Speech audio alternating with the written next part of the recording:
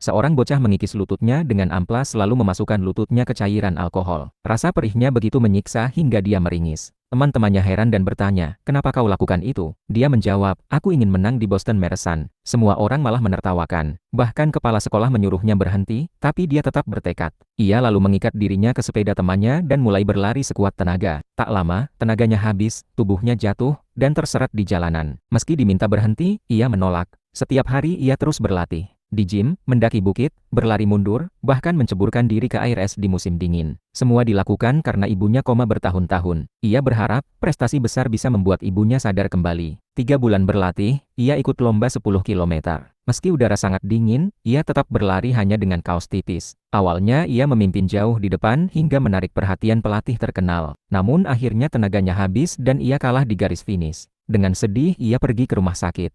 Seorang perawat menenangkannya, "Jangan menyerah." Semangatnya pun kembali menyala. Pelatih akhirnya setuju melatihnya dengan metode ilmiah yang ketat. Saat berlari di tengah hujan, lap pertama ia selesaikan 15 menit. Kecepatannya turun, pelatih kira ia menyerah. Tapi ia tetap berlari, tak mau berhenti. Lap terakhir diselesaikannya hanya 5 menit.